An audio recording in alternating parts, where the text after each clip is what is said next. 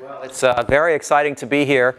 I graduated in 1990, which is more years ago than I care to think of. And I remain a student of Dr. Howard, so I'm excited to be here with his current batch of students.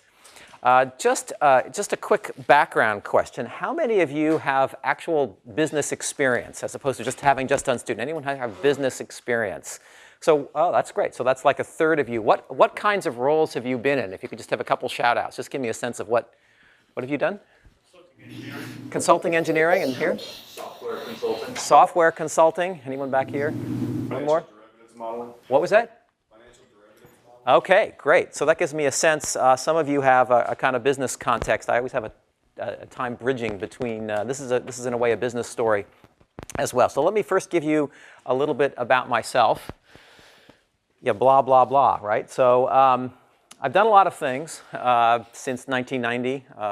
Been in strategy consulting, Europe and the US, usually at the intersection of technology and business problems. I actually have an inner geek and started my career as a scientist, putting transistors on glass, and then came to the Engineering Economic Systems program, which was a predecessor of MS&E. Went on, worked with Strategic Decisions Group, had a great time there, and founded SmartOrg. I'm most famous for my book called The Smart Organization, and I have a copy here that I'm going to give away to somebody by the end of the lecture. Must be present to win. So if I get boring, that'll be a small incentive to stay. And I should also say I like interaction. So I might have a bunch of stuff I need to get through, but this is not like core curriculum. So I want it to go somewhere where you guys are going to get something out of it. It's going to be interesting and meaningful to that. I'm at Stanford, as you obviously know here. And basically, you should all be really intimidated by me.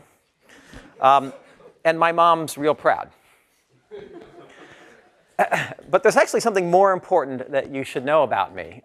Does anyone have a favorite food? Anyone care to share a favorite food? Tacos. Okay, tacos. Anyone else? Pineapple, sushi. These are great choices, except the sushi, because I'm afraid I don't care for fish. But, be that as it may. That's a great choice for you. But my favorite food is chocolate. And the most important thing about that is that I brought some.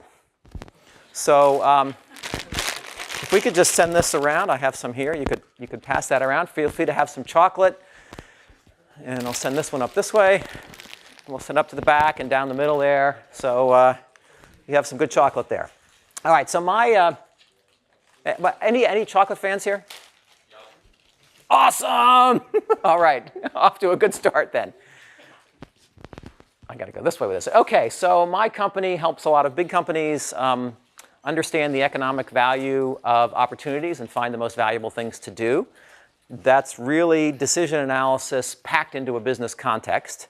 Companies like HP have used us in innovation. We've helped them launch 35 new businesses. As you might imagine, dealing with uncertainty is really at the heart of innovation.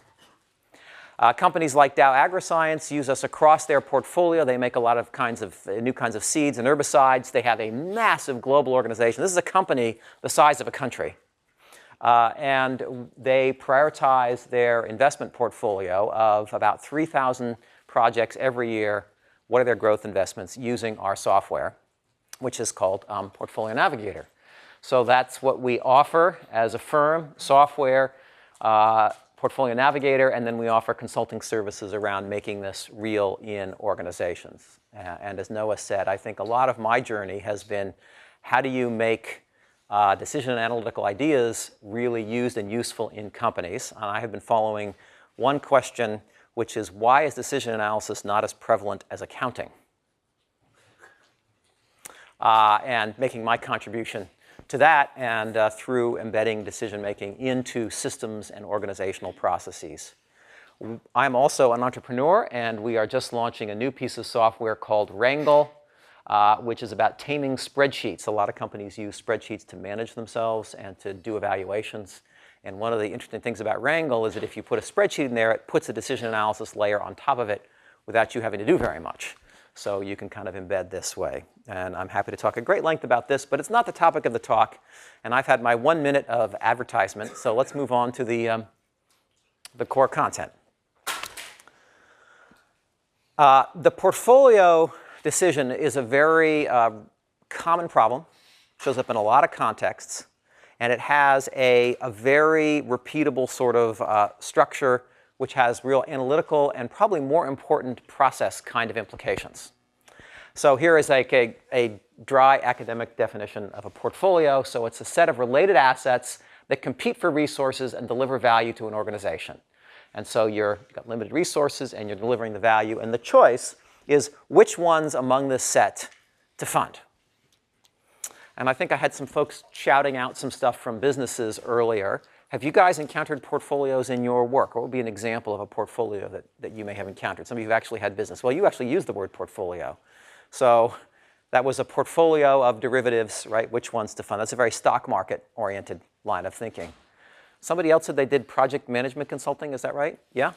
So what kind of portfolio have you encountered? Portfolio of supply chain designs. Supply chain, what? I just missed the last one. So, okay, so portfolio of supply chain designs. So you have alternative designs to pick that are going to feed your supply chain. Which ones? How do you handle the options? Those sorts of things. One other. Anyone have another example of a portfolio from your experience? Yes, please. Portfolio of staff.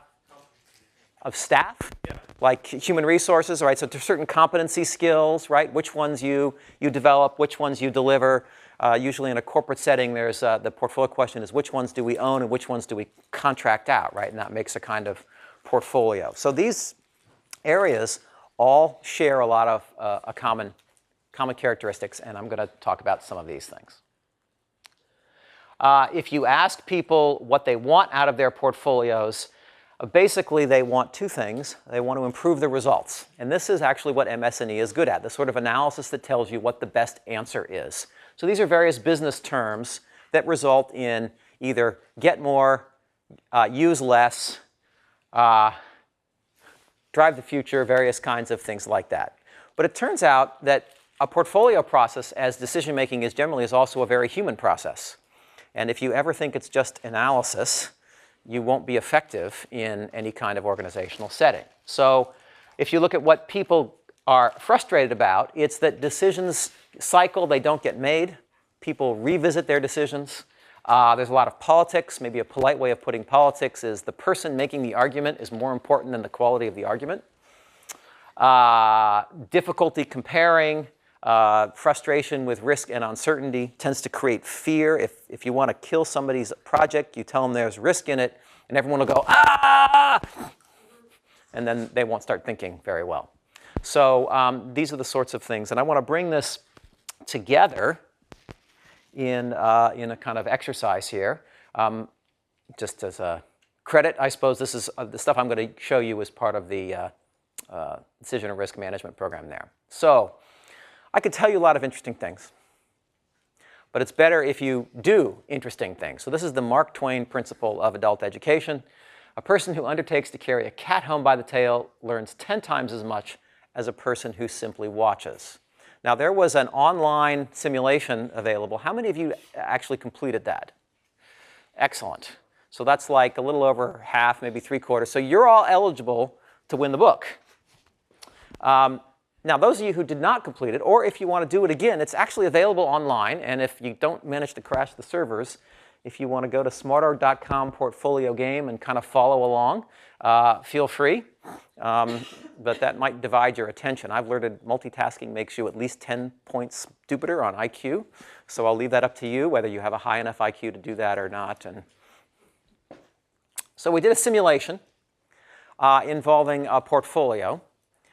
In which it's done with dice. Normally, I do it in public context and kind of workshops, but it's set up based on a kind of metaphor or characterization of a portfolio problem, which is this here.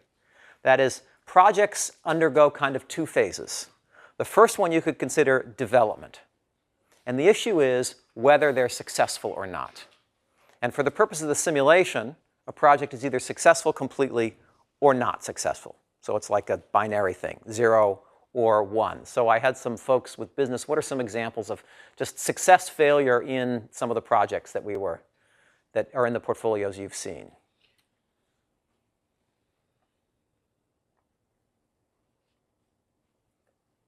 Maybe nothing. Yeah? I work with companies that are developing technology Yes. And if the technology could come to a stage that's commercial, then it just didn't go. Right, so technology development is very common, right? So it either has to reach a certain level of performance or capability, or it's approximately worthless until it gets to that point. Anyone else have an example? Yeah, in the back? If the ROI was lower than expected, or if the time was going to take too long for the return. Right, so he said two things there, right? So you might get something and it's sort of successful, but it's not really enough to get excited about. That's what ROI means, it's return on investment. That is, in particular, the returns are too small, and you might just stop it. Or also things take too long, right? So if they take too long, you might in principle be able to finish at some point, but you're probably not going to be worth doing, so you kind of call. So we'll call all that failure. Now, if you get through this development success, then you're going to experience some business or commercial result. If you think of a startup, right, does a startup get off the ground and deliver products and get customers? That would be successful. But even if you get that far and you have a successful business, you don't know how big the success is going to be. And so the commercial success is looking over the whole lifetime of a product or an opportunity or whatever it is, what is the total value of that? So if you're thinking of like business launches, you'd be thinking in terms of like net present value of cash flows, something like that. You can see our financial person is like nodding furiously. You've done a lot of that sort of work. I think with HR, it might be over the life cycle of a group or something like that, or with your example from supply chain, probably over some contracting period or something like that might be the value there. And I have some more examples written up here for those interested. So I'm going to define a portfolio this way for the purpose of an example.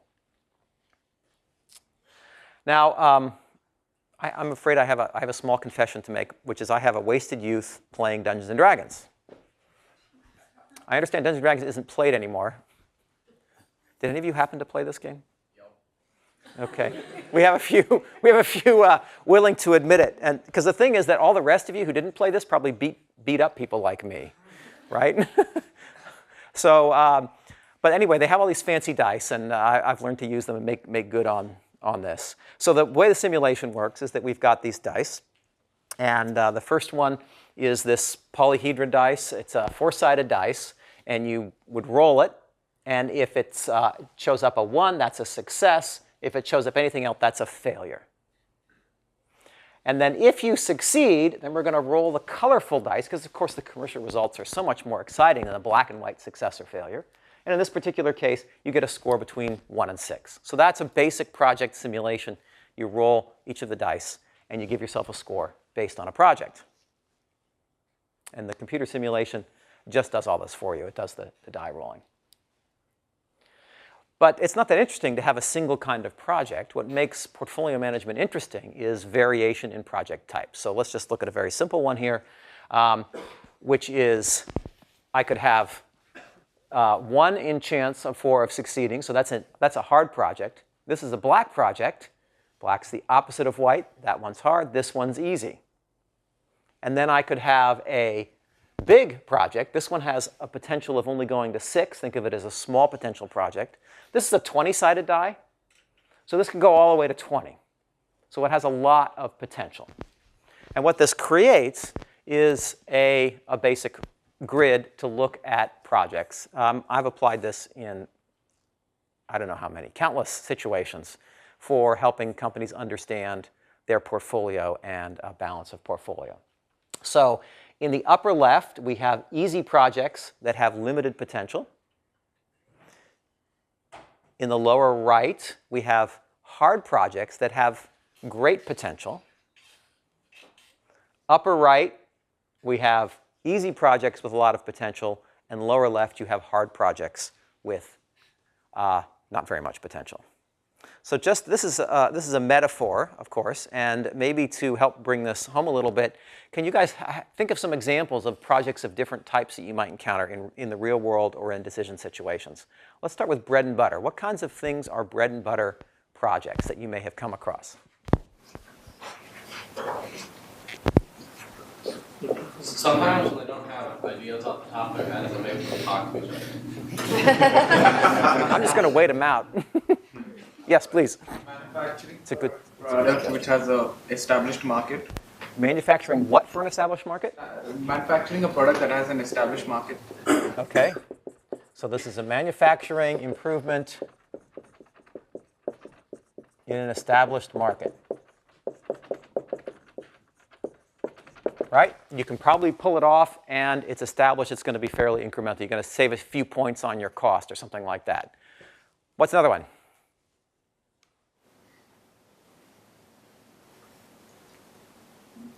Yes, please. Similarly, capacity expansion in like Yeah. your market. So capacity expansion could be one of these. It's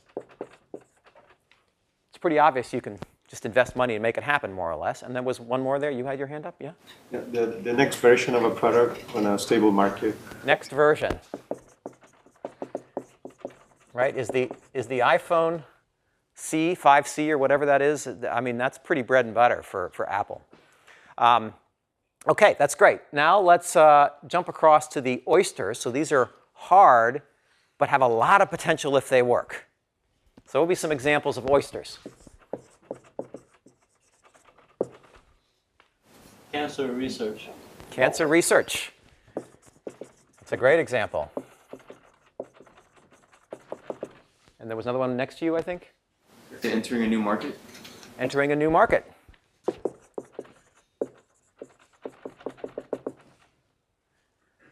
Yes? Startups. Startups are pretty much all oysters, or they try to be. Another good example here is maybe the launch of the tablet. When it was first launched, people were pretty skeptical about that. OK, now let's go to the upper right. These are pearls. These are things that are easy and have a lot of potential. They often develop from oysters. As you de-risk an oyster over time, you might find one. Yes, we got one here. Introducing an established technology to a market that hasn't leveraged it yet. OK, so this is pearl. Would be a existing technology to new market. Can often do that. Anyone else? Yeah. Any form of arbitrage. Say again? Arbitrage. Arbitrage could be this way. If you're thinking of financial. Anyone else have one? You had one? No? OK, yes, please. Drilling new wells in a developed field. New wells in a developed field. If it's a big field.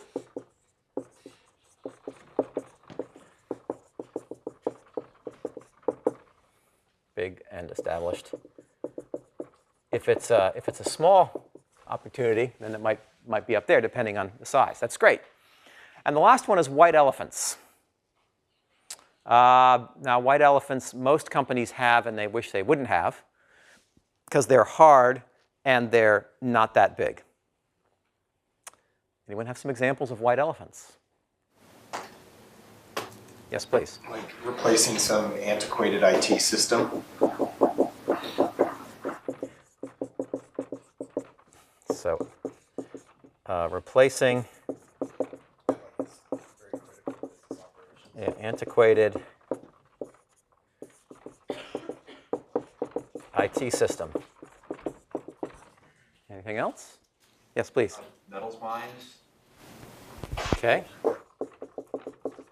Come on, why are those a white elephant? I mean, some would be, some wouldn't be. Obviously, someone thinks they're usually oysters or something, but there's a lot of volatility in metals prices, and there's a lot of regulations. And I see. It's an enormous thing to do it, and you just can never be guaranteed. Even if you're doing well, your margin isn't that great. You just got a block of gold a month or something. Yeah, so. yeah. OK, I'll follow that. Yeah? The airline industry. Adding a route for airlines? Maybe. Certainly incremental ones. And there was a guy behind you? Yeah? Developing medicines for rare diseases. Medicines for rare diseases.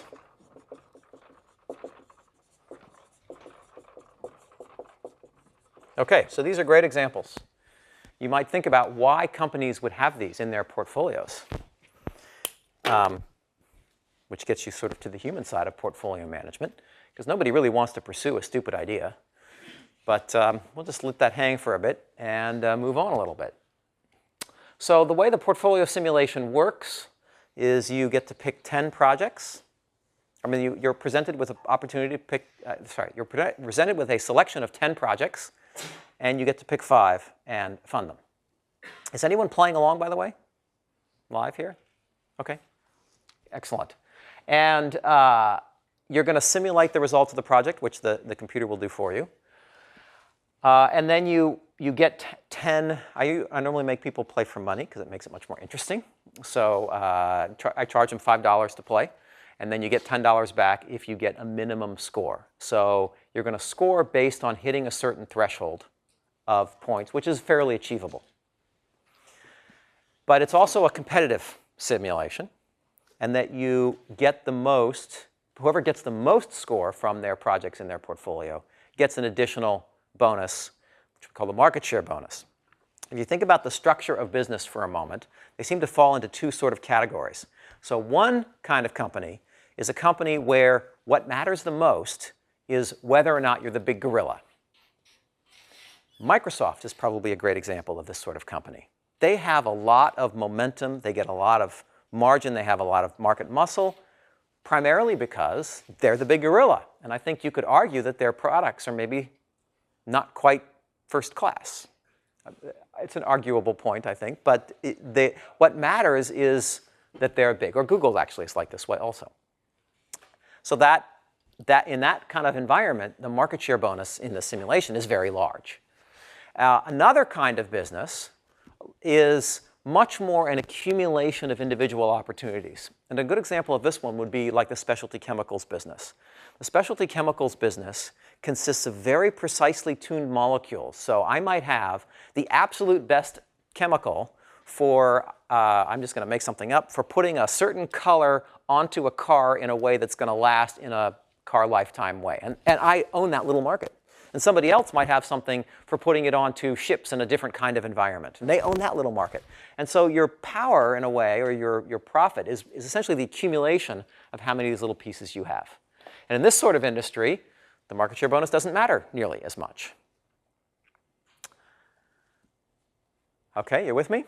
So this game is set up to sort of balance those 2 points.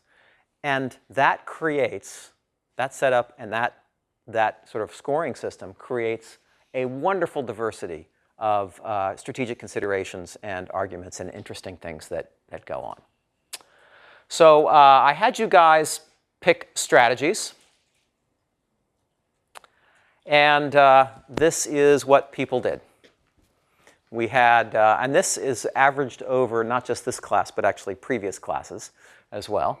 So there are, in the simulation, you have, let me back up a second. In the simulation, you've got 1 pearl, 4 oysters,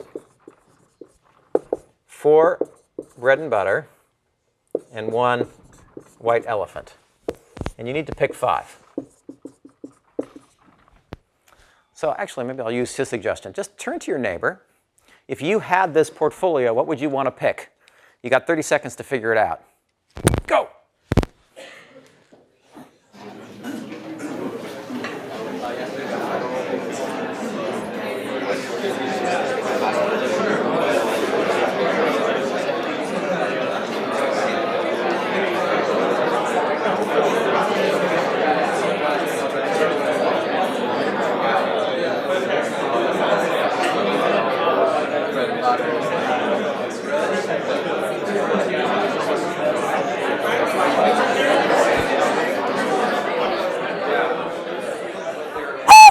All right, time's up. I learned to do that as a kid. I've always wanted to do the thing with your 2 fingers in the mouth and the whistle. I've never been able to figure that out. So if anyone can teach me, please see me afterward. But I can do this one with the.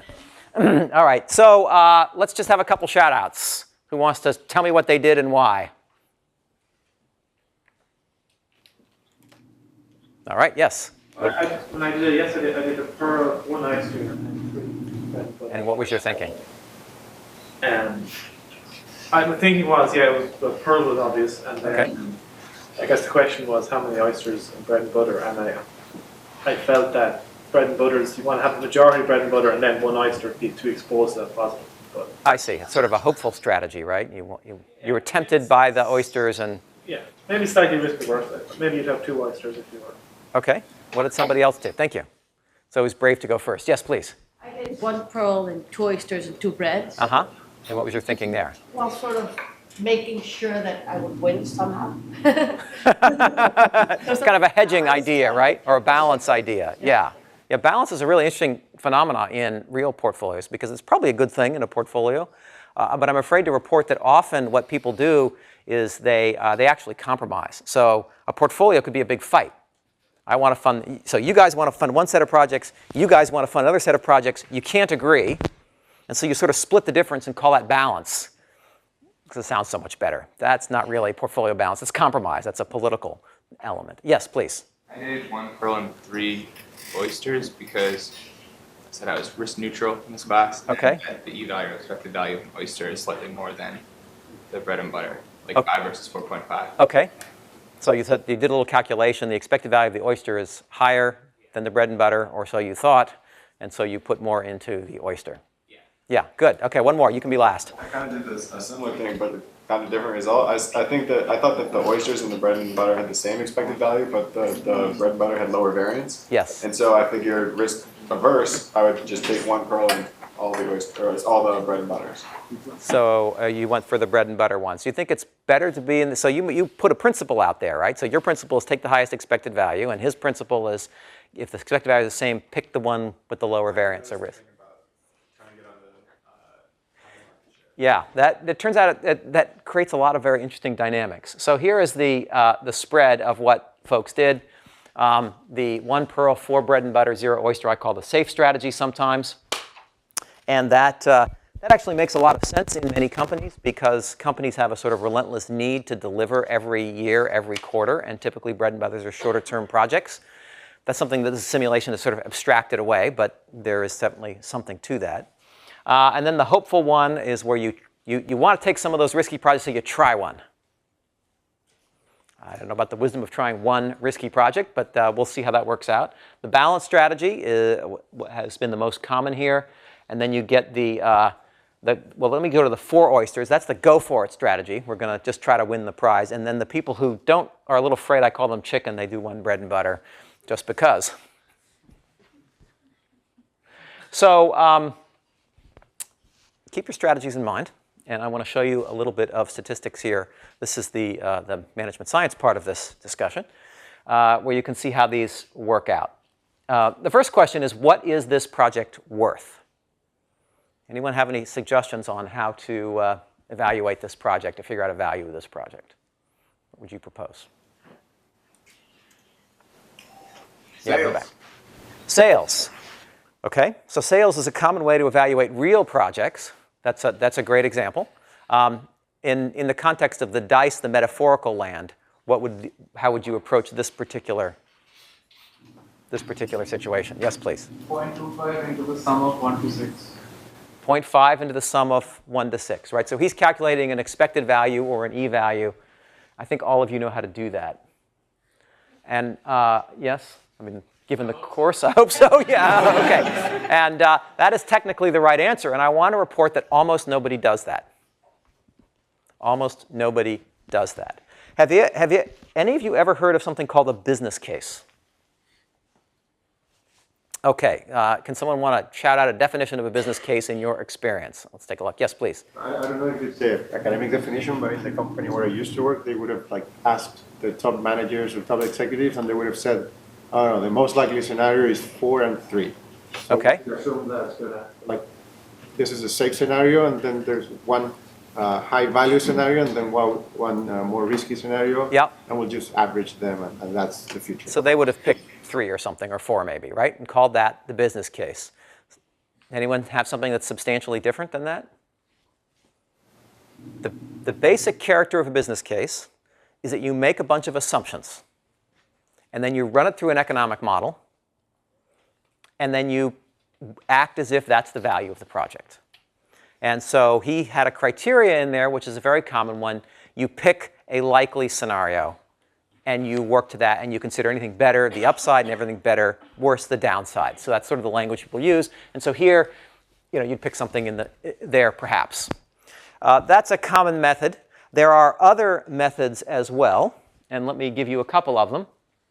These are the 3 that are the most common. So you make a high case if you want to show what's possible. If you've ever been a startup doing a business case, it's a giant lie you tell to get money, right? And you show a very high one. Another possibility is a low case so that you can exceed expectations, because people are generally rewarded or punished based on whether they deliver what's in their business case.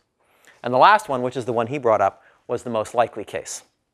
So these are typically what's done in an organization, and they often very much cloud the issue in terms of portfolio trade-offs.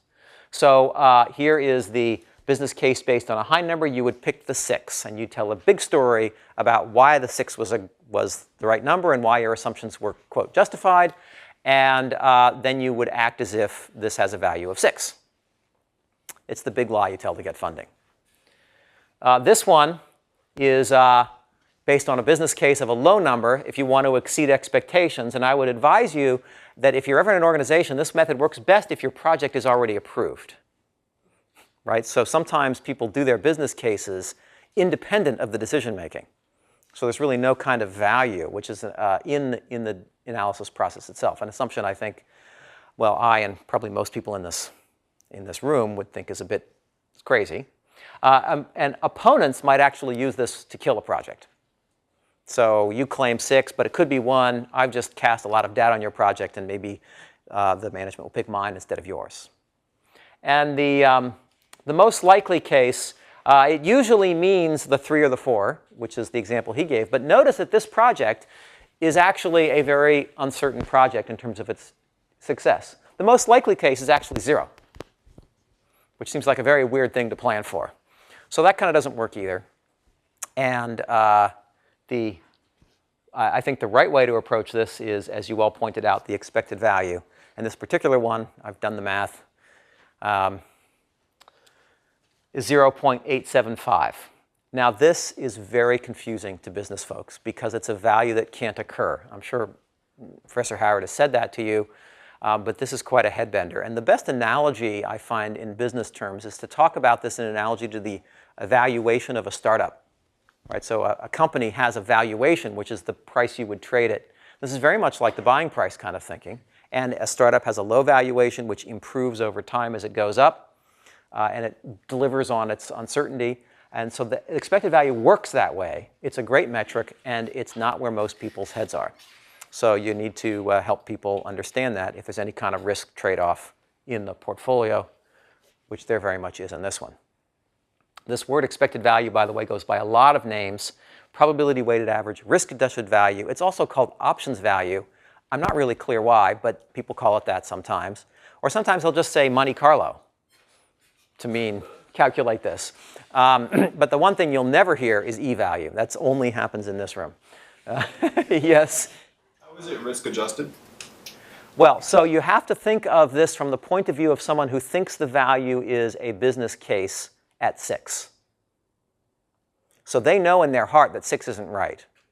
So they say, well, let's risk adjust it. And then they mean something like an expected value. In fact, there's a step in between where they'll take the 6 and they'll just multiply it by the probability, and they won't actually look at the commercial distribution.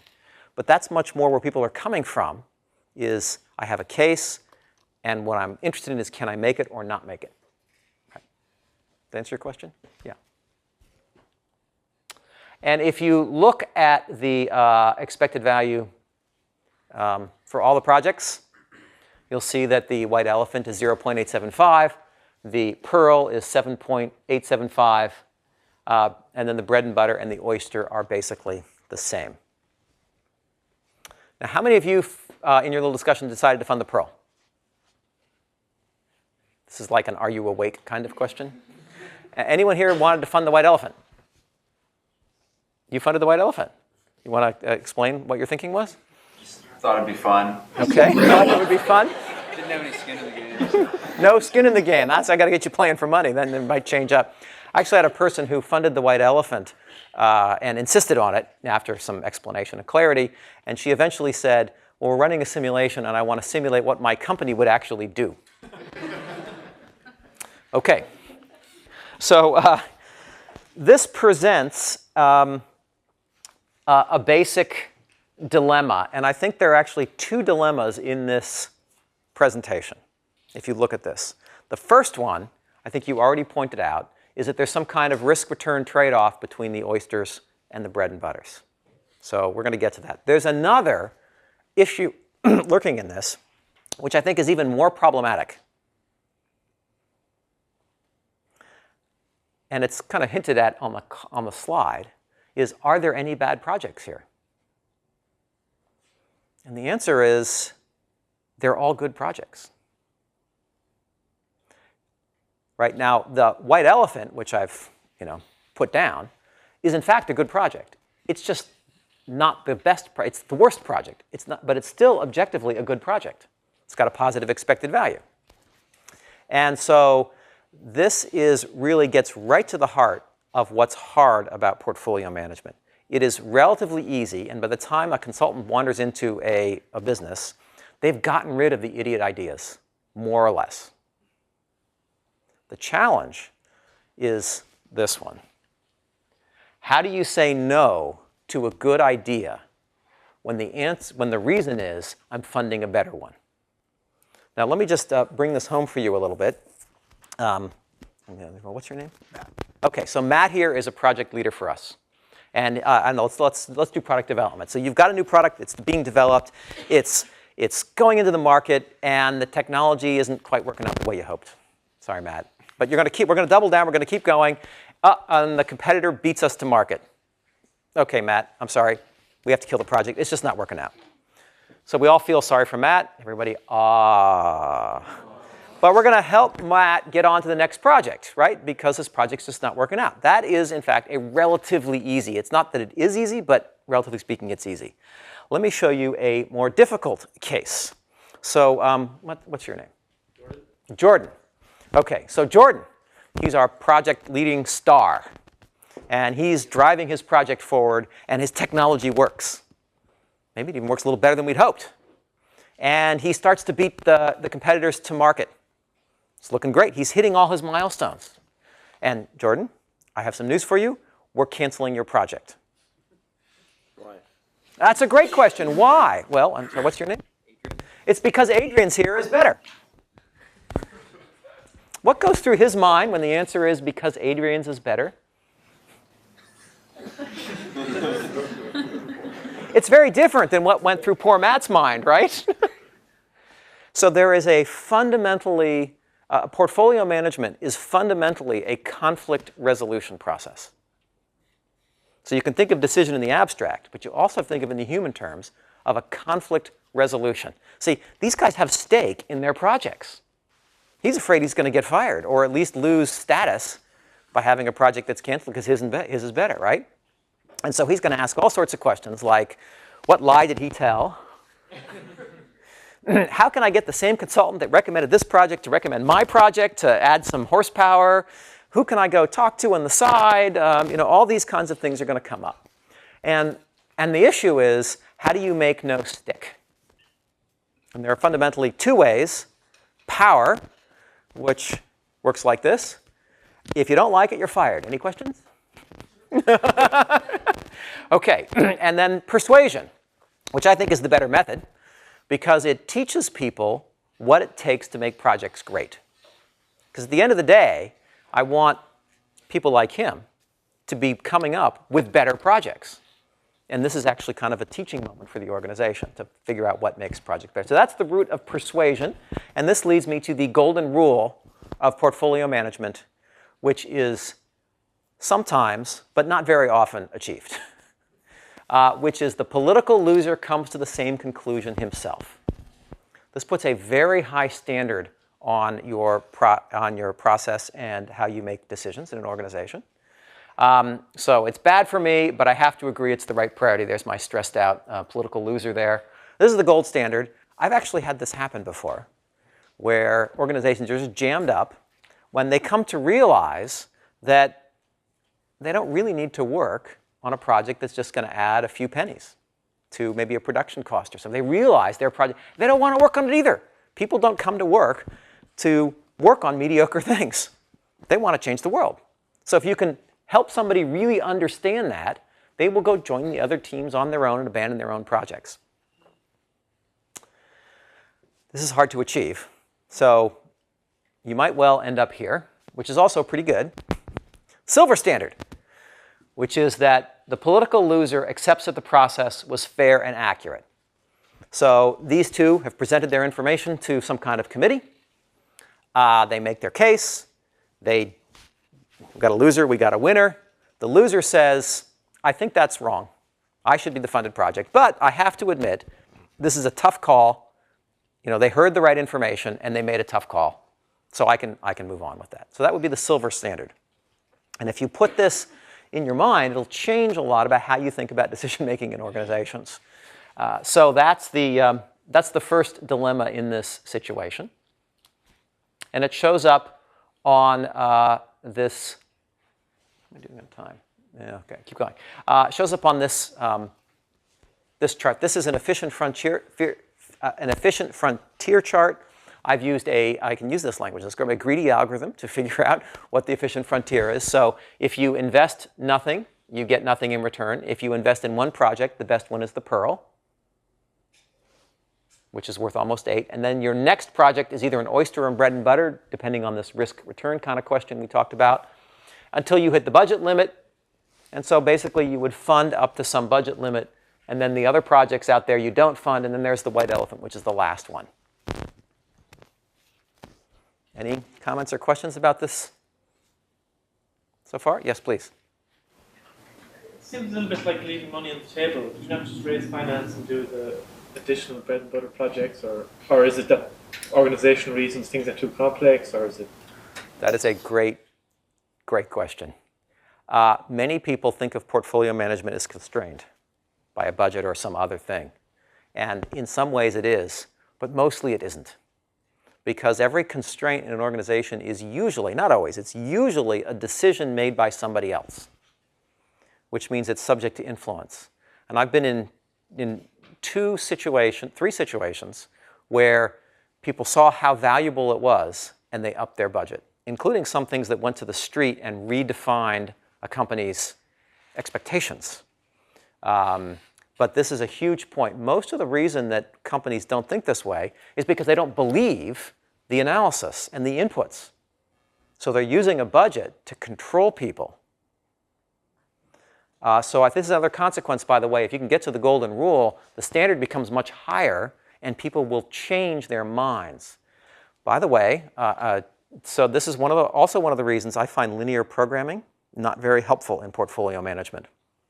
Is because it assumes the constraints are hard, and usually they're incredibly fuzzy and very subject to negotiation. So as a practical matter, in most situations I encounter, a simple thing like this will get you 95% of the way in terms of changing people's minds about what they want to do, and then they will go re-engineer the constraints to make the right things happen. So that's just my experience with those sort of approaches. Yes? What about shared resources? What if the constraint is shared resources? Yeah, like people or something, right? So again, those are also constraints. In fact, usually those are more real than the financial ones because they change. Maybe another way to look, they change slower, right? So you can't hire somebody today, but you could hire someone next year. So often people will do things like that. If they see this, they'll start to adjust their mixes. The other thing is that we are blessed in being in a great market economy, and most resources you can actually buy. So if you really see the economic value and people start to believe it, they will again start changing their options, the option space that they're working in. This is, I think, probably, if I make another generalization about decision analysis, for me, I came in here thinking the most important thing about decision analysis was making a good decision. I've completely changed my view. So not that that's wrong, but I think of decision analysis as one of the best ways to drive learning and inspire creativity. Because by the time you do a decision analysis, you've created an artificial world. And it's people's knowledge of what matters to them causes them to do smarter things. I'd say in virtually every situation I've been in, there are a couple that maybe haven't been this way, the ultimate answer is not any of the alternatives analyzed because of the insight that comes through doing the process. And I think this portfolio constraint thing is a sort of variation on the same theme. People are just confused a lot, and they don't know what's actually in their best interest. Anything else? All right, let's get to risk and return.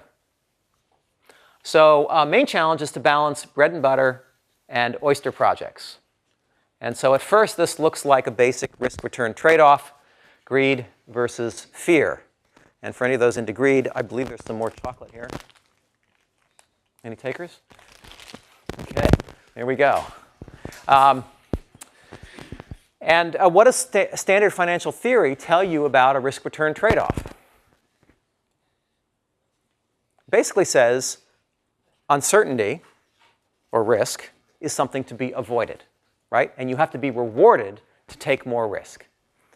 This can be a very misleading idea because most organizations are trying to create something. So that idea has, I think, baked in a lot of assumptions about a market where you can trade a lot. And it's not really about making something happen, which is what most businesses are doing.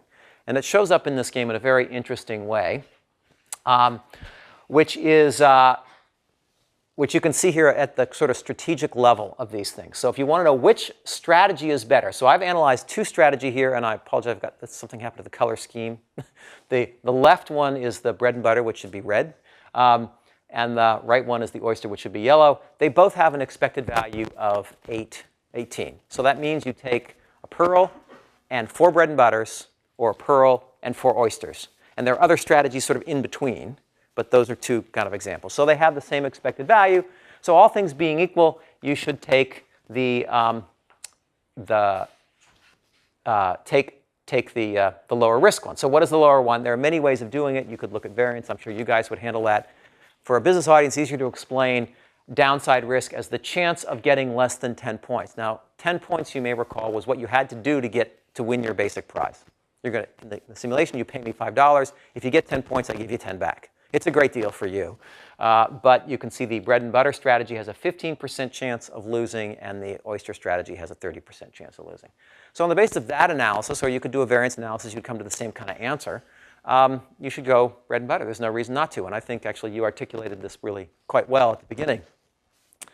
The issue is that most of us are here to make a difference or to change something. And so you've got to look at the upside. And the upside is not merely mathematical variation, particularly in this simulation. And I think that's also probably not true in the real world. So chance of getting 25 or more points, which is a fairly difficult number. The bread and butter has a 5% chance. The oyster has a 20% chance. OK, so that's just some math. But why does that matter? Well, it matters because of this question of winning. What does it take to win? What is the structure of the market that you're in? Or if you think of a personal portfolio, what are you out to do with your life? What does success actually look like for you? And so there certainly are situations like kids soccer here where everybody gets a trophy. That's great. In that case, probably this risk analysis is completely correct. There are also cases where we have two absolutely amazing athletes, one of whom will be forgotten forever, over a 1/10 of a second difference. And the thing is, the high variance strategies are more likely to win. And if you win once, you might have made the difference you want to make. So you get into a very different view if you have this other. I mean, I can frame it mathematically as winning the prize, but I think you also want to think about it in terms of a human dimension of what does it take to accomplish what you set out to do. And in the math of this game, it works this way. This is a competitive analysis of the oyster strategy here. This is what others are playing. And in this scenario, this is a 6-person analysis. Everybody else, 5 other teams, are playing the bread and butter strategy, and nobody else plays the oyster strategy. So if you look at that red line up there, if you play the bread and butter strategy and everybody else plays the bread and butter strategy, and there are 6 teams, your chance of winning is 1 in 6. I mean, these are dice after all, right? So the math is kind of easy. But if you switch to the oyster strategy and everybody stays the same, your chance of winning goes up a lot. You can jump over to the other side and do the same kind of analysis. If I play oyster, the other 5 teams play oyster, my chance of winning is 1 in 6. if I switch to bread and butter, going from the yellow to the red, then my chance of winning drops dramatically. So the high variance strategies also are most likely to win, which creates quite an interesting tension in this simulation.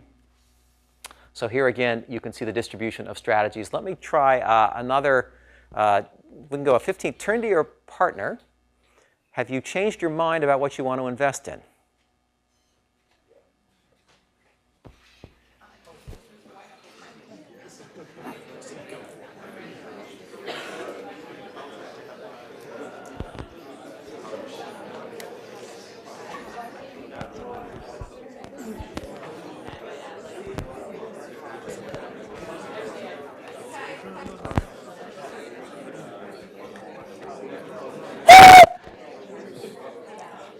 Works pretty well. All right, how many changed their mind?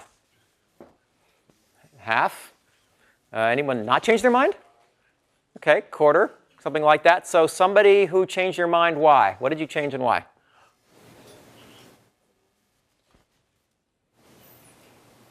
What did you change? If you changed your mind, what did you change and why? Yes, please. Well, I opted not to go for the white elephant this time. Gotta love this guy. Because it has the same probability of getting 0, but less return potential. So. Great. Anyone else? Yes. I decided to shift away more toward the oysters. And why? And that's mainly because I guess I didn't realize how big the trade-off was for the bonus at the end. But I think it's also contextual in terms of how much I really want or need the bonus versus my desire or need to just perform satisfactorily. Right. Right. Satisfactory versus great. Right? Where do you want to be? It's great. Anyone who didn't change your mind? Yes. I chose the chicken strategy. The chicken strategy. Okay. But I was thinking more about like a stable market in which it's highly likely that I'll get the 10, which allows me to play this game again twice. Yes. Yeah. And there's still a chance of winning. And in real businesses, that consideration of having ability to go every year is much more important than it is in this simulation. And that said, what I find is companies need to up their risk a lot because they don't realize this. Anyone else? Okay.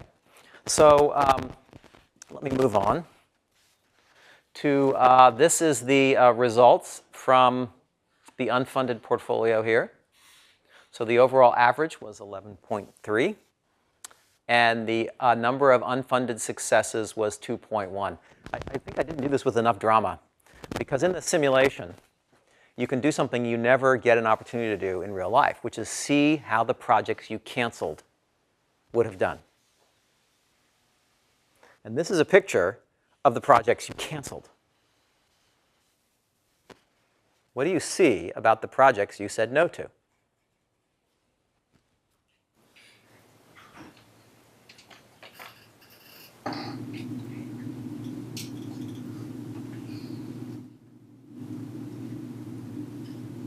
Yes, please. Well, you could say that the average is higher than the 10 points that you would have needed to win the game. The average is higher than the 10 points in this case, which is also typically true. So that unfunded portfolio is pretty good. Anyone see anything else? They tend to have a low score. They have a low score, at least relative to my scale that goes out to 60. Yeah, good. There's also a lot of success. This is the number of projects that roll a success on the black and white die. And you got to think of that. Every time somebody rolls a success, somebody gets excited because they've accomplished their milestones. So there's this difference between success and wealth creation, if you will. So did anybody have a successful project score an unfunded project score high? You had an unfunded project score high? Which project and how high did it score? Well, see, my strategy was I picked the 4 bread and butter projects in Pearl, and so all the oyster projects did very well. And okay, so she funded the bread and butter, but when the unfunded simulation went, she discovered that her oyster projects did very well. So you mean to tell me that you canceled a project, And the project leader went off and worked on the basement on the side. Yeah, and then you said no again. And then the guy went home and worked at home and got some friends to come over and help it out. And eventually, it became the backbone of our entire business. Yeah. What kind of idiot is she? So this is something I call the myth of R&D. And it's a profound misunderstanding of how portfolios work. The idea that you need to pick the winner is impossible in a situation where there's any uncertainty. And so people are worried what would have happened to this great project. In fact, this particular myth is so strong that it's often used as an argument not to cancel a project, right? That is, you can say, I want to cancel your project. You say, no, but I might succeed. Oh, shit, I can't be embarrassed by that. So it's, what you get is this sort of situation. I'd sure like to kill the project, but what if I were to succeed? So what do you think happens in real organizations when people are afraid of this kind of embarrassment factor? It's safe. They don't cancel very much. And what happens as a consequence? They get a lot of white elephants. Everything becomes difficult to get done, right? So you get these portfolios that are complete traffic jams. You'll hear a lot of people in organizations talk about the need for more resource management in their portfolios, basically because they have more projects than they could possibly do. 90% of the problem is they haven't canceled the projects. I think of this as the cleaning closet analogy. I would like to clean my closet. I'm embarrassed to say I have a somewhat messy closet. But you know, rather than cleaning it, it's so much more fun to go down to the store and buy an organizer. And I can spend a lot of time working on my organizer. And it's a great way of avoiding cleaning the closet. If I just clean my closet, I could still go get an organizer, but it would be a very different sort of organizer. You'll see a lot of organizations are trapped in this sort of resource management mentality that's fundamentally coming from they haven't canceled the projects, often because of this issue. Now, do you guys think this is a big issue or a small issue for our company? Big? Depends on the company. Yeah. Who's it employing? How many people is it employing? What are their needs? What does the company do? Yeah, certainly it does. If we think of big companies for a minute, the big established ones, it's a big problem. And I had the opportunity to work in Hollywood at Sony Pictures, so I have a good example of this. Now, just to give you a sense of this, they screened 12,000 proposals every year, and they developed them. So that means getting writers and doing things like that. And over the course of time, they produce 12 movies. So every year, 12,000 new things in, 12 movies out. That's a huge cancellation rate. And the thing they all live in fear of is this embarrassment moment where a gorgeous actress gets up at the Academy Awards, viewed by about 1 billion people, and she holds up her award and says, I want to thank all my friends at TriStar for believing in me after those bastards at Columbia turned me down. And the camera zooms in on you. And you're like, oh, God. OK, so you live in abject fear of this. And I asked a guy, Mel Harris, who ran actually the television studio, how much money goes into preventing this embarrassment. This is a $1 billion a year budget. Anyone care to estimate what his answer was? How much is going into supporting projects to prevent embarrassment? I gotta change out the mic, OK?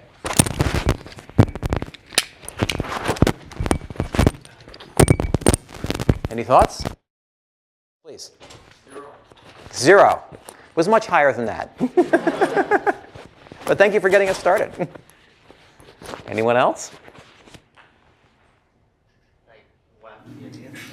$1 billion being spent. How much of that is going into projects that are designed to prevent embarrassment? 15%? 15%? 5-0. Well, the second person that was his answer, 50%. And he actually figured it out by cutting the budget by 50%. And he found his productivity went up because people were spending so much time on stuff that didn't work out. So this is a huge, huge deal. This clean the closet principle is a massive issue. So with that, let's move to any questions, comments on the unfunded? Yes, please. Can't you make the case in something like Hollywood, though, where everyone's success is based, at least in part, on their reputation, that it's actually, there is some kind of positive return on funding things that, on trying to keep people from being embarrassed so that you Sure. will have access to them on future projects or something? Sure. It won't be like, no, you embarrassed me, so no. Yeah. There's a lot of relationship stuff going on. There's no doubt, and I don't want to diminish the importance of that. I also want to say sort of firmly that there's a lot of stuff that's just sort of defensively done that doesn't really need to get done in that case. But in many portfolios, people are moving on thinking they're doing smart things, but they've never actually really looked at them, or they're afraid of this possibility. And so they go. And the lesson from portfolio management is if you're in this position, some of the rejected projects would have succeeded, period. Some of the rejected projects would have succeeded. Just, you got to get used to it. Because what matters is not what you cancel, but what you keep. And think of this for your own career. How many of you wanted to be a fireman when you were younger? Or an astronaut, right? These are all careers you haven't taken. Maybe I need to do veterinarian too to get a few more people in the room. See, and if you spend your life worrying about what would have happened had you not been whatever your childhood favorite career was, it doesn't matter. What matters is what you keep, what you actually do, that you're here today enjoying this brilliant lecture and eating the chocolate. Okay, so let's look at the funded portfolio here. There's the score, average 18.6. Funded projects, 2.8.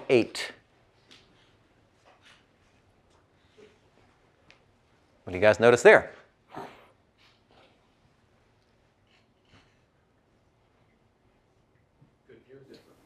What was that? Good news, it worked better. Good news, it worked better, right? So the portfolio that you kept, this is essentially the added value of portfolio management is the difference between these two.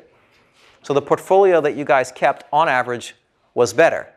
There are certainly some people who do better and worse. Now, there is a small anomaly in this particular data set. If you look at the funded projects, you'll see that they're higher in the successes, in the funded projects are higher. Most of the time, it's the reverse. Yeah. And it's because people often take risky moves. Now, I think because there's less setup here, you guys have a sort of random distribution over what strategies you picked. The strategies that, after some discussion were probably riskier strategies. People usually do that. And in that environment, success is not correlated with wealth. So it's often the case in a portfolio that a portfolio of risky projects, in fact, is the least risky portfolio. People think that portfolio risk and project list are the same, and they're not.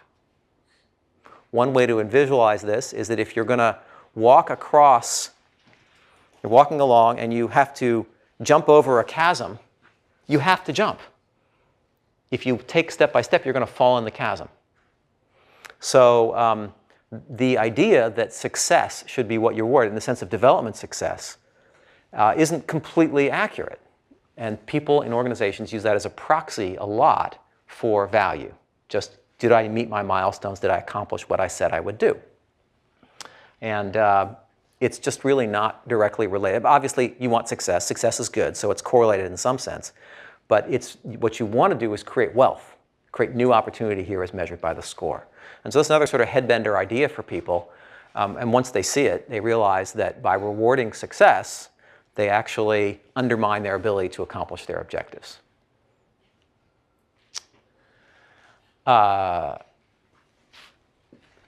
Which strategies win? Here are the statistics here. This is, again, averaged over multiple courses. But the high-scoring strategies, they're all the oyster strategies. And those are the ones that win. So to the extent that what matters is being first as opposed to just accumulating, then it's really important to actually play risky strategies. Now, have you ever heard of a common business? There's a common business strategy, and it's called being number 1 or 2 in your market or exiting. I think it was coined by Jack Welch, right? This is common business wisdom. To do a strategy like that requires risky positions. And often, these same companies have procedures that fund the less risky projects. Did anybody in the simulation have their Pearl fail? Pearl failed? Okay, so what happens to the project leader whose Pearl fails? You're the guy running the Pearl, and it fails. That's probably a career-limiting move, right? And I worked at AT&T, which actually went bankrupt in the late 90s. The new AT&T is not the old one. The brand got bought out. And they were such a dysfunctional company, they had a word for this, which was, I'm running a project, it's about to fail. Hey, I've got this great leadership opportunity for you. You want to take my project? This was called the lateral arabesque. So like I'd lateral you the project and do my arabesque, and then off I'd go. And then all blame went there, right? So this was a clever maneuver. But what happens in organizations if people are punished or rewarded based on the success or failure of their projects? Just strictly the development success or failure. What would actually happen? Less risky projects. You take less risky projects. I think this is endemic. I call it the flight to mediocrity, right? So it comes from a best practice, actually, in project management, which is if people make commitments, they have to keep them. Sounds great. It's called holding people accountable. So you take a project on, I hold you accountable, and if it underdelivers, then I punish you. And so what happens is over time, people do systematically less and less risky things. I think it's one of the reasons the Silicon Valley and startups create so much more wealth than traditional businesses, is because the reward structures are very fundamentally different. In a way, if you punish people for reward and success on their projects, you're transferring corporate risk onto individuals, and it really distorts behavior. And we talk about risk tolerance and things like that in these classes.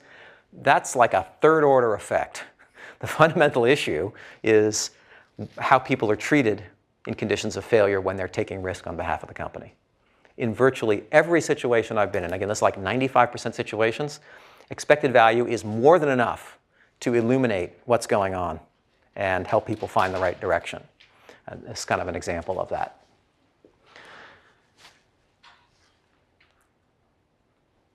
I'm trying to decide how much I can do here. I think I'm just going to run to the end. There's more to this about value of information, which I'm going to run right through here. And let me give an opportunity for questions and reward the book. So these were the people who had submitted something by last night at the time I read this. So if you've submitted since then, not qualified.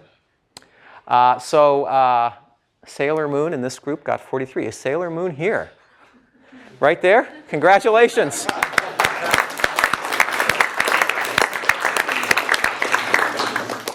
So I'll be happy to give you a book. Come on up and I'll sign it for you.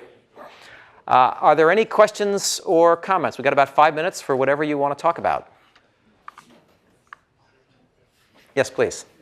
Talk about the gold value from somebody who had a good project who got cancelled. Yeah, the gold standard of portfolio management, yes. But you didn't say how you make him believe that he should have abandoned the project.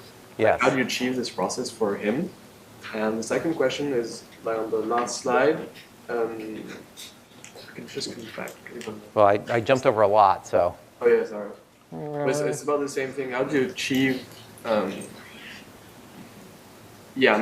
do you do the new rewarding process since you don't want to reward somebody on the outcome of this project? How do you reward him?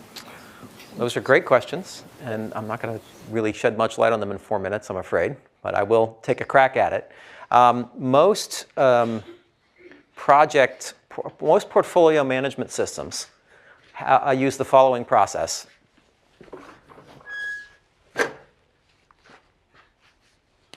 I got enough room here. All right. So they use this process. So what you do is you justify your projects. So what you basically say is, make the argument why I should fund this. We know this is an economic environment, so one of the requirements is you make a business case. Put it in some kind of economic terms. There are variations of what that means, but basically put it into an economic format. And then what happens is that you parade this in front of a committee of the great and the good. And these guys basically, you make your pitch. Yeah, okay, I like that one. You make your pitch. I'm sorry. You make your pitch, nah, sorry. You make your, I like yours, sorry. And that's what they do, right? And they have a big argument over it. Now, those people are basically put in an impossible position because there are two things going on for that committee of the great and the good. One is that the information coming to them is highly distorted. Think about biases or anything like that. Have you guys had any courses in risks and biases and things like that? Well, I'd highly recommend them. The psychology side of this is great. And because people want their projects done. In fact, you've created a system in which you've asked people to exaggerate because you've asked them to justify their projects. So the first job this committee has is untangling that. So I might know that you're an optimist. So I got to say, he gives me a pitch. He's always optimistic. I got to dial that one back a little bit. But I know you're a pessimist. So I know the project doesn't look good on paper, but maybe I'm going to up that a little bit. And this person has an interest in this area because her PhD thesis was on that. So I'm not so sure it's a good idea. Maybe she is a little biased. And, okay, so it's just what is being said and correcting for that. And the second thing that goes on is then once I've figured all that out, and if I'm a committee, I might, each one of you might be a project, and me and my 10 friends or 5 friends have to figure out which of you to fund. So then I have to say, what are the implications? Boy, if I cancel all the projects here, that takes me out of a business area, and I'm not sure I want to do that. Or if I fund all these projects over here, that's a pretty risky portfolio, right? So there's two problems. What does it mean, and what do I do? And so what people resort to is essentially subjective factors. And so they'll use proxies. And sometimes these get very elaborate in terms of scoring rule systems. I'm going to rate all these projects on a scale of 1 to 5 against strategic fit and market size and difficulty. And I compute scores of figures of merit. And I'll have all my projects between 0 and 100 abstract points. Nobody believes it.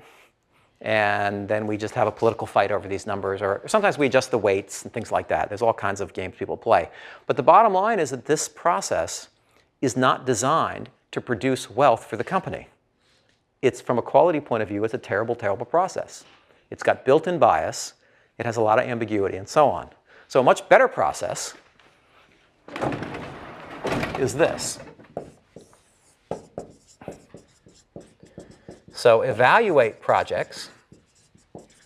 And the key here is that this has to be useful to the project teams themselves to actually understand whether or not this project is good or how to make it better. See, here, it's assumed that the project is good. I have to make the case. This is not in any, the project leader here doesn't get a lot of value out of doing this evaluation game.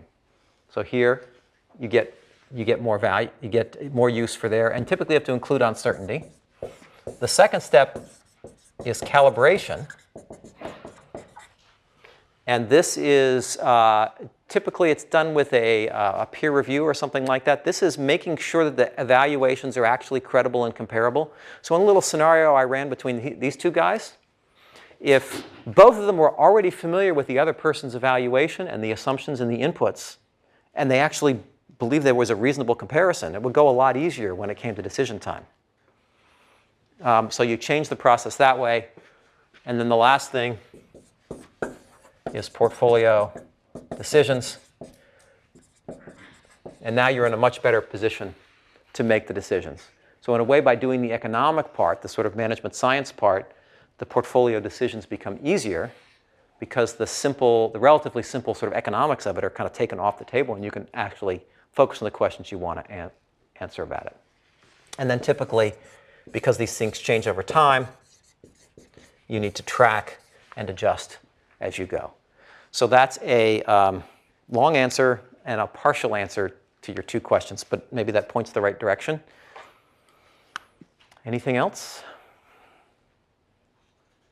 Yes, please. What about sequencing? Sequencing. So what about sequencing? Projects. What if by doing them in a different order we produce better results? Yeah. So sometimes projects have these interdependencies, and you can change the order and so on. That's a complication, right? You need a more sophisticated model. I think the same principles would apply here, and you could look at those as options. I will say empirically, though, what I find is when when people think that their projects have high levels of interdependence, it's usually a framing problem. They're thinking of projects as scopes of work and not as results being created in a market. So if you're coming from a very tactical project management point of view, these questions of sequencing become primary, but that's not really a wealth creation or decision-making kind of discussion. You have to chunk up a level to see what's going on. Anyone else have something? I will hang out for a few minutes if you have any questions or want to talk further. Thank you so much for letting me talk to you for a while. It's a great privilege to be here. Thank you.